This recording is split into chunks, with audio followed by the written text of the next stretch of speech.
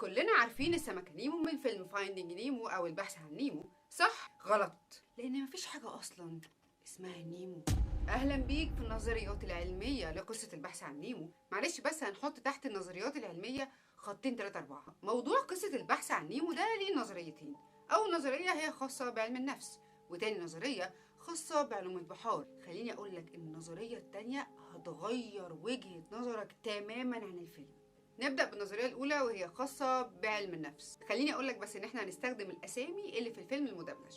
الفيلم في أوله ميرهف ومراته عندهم بيض كتير قوي مستنيين إن هو يفقس، وفجأة سمكة باراكودا بتخش تاكل مرات ميرهف وكل البيض اللي موجود عندهم، ما عدا بيضة واحدة هي اللي هتنجو، فهياخدها ميرهف ويربيها ويكبرها لحد ما يبقى نيمو.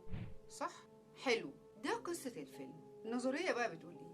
نظرية بتقول إن الباراكودا لما هجم على مرات ميرهف وكل البيض بتاعه ما سابش منه ولا بيضة. الله، يعني ما سابش نيمو؟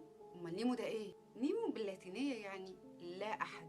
كون إن مرات ميرهف وكل أطفاله يتاكلوا ده بالنسبة له كان حادث أليم جدا، أدى إلى صدمة كبيرة خلت اللاوعي عنده يخلق نيمو. بقى عنده وهم إن عنده ابنه اسمه نيمو وبيكبره وبيوديه المدرسة وبيضيع منه وكمان بيدور عليه. وخلي بالك الصدمة اللي حصلت له دي دخلته في 5 مراحل للحزن والحداد: الإنكار، الغضب، المساومة والجدال، اليأس، وآخر حاجة القبول.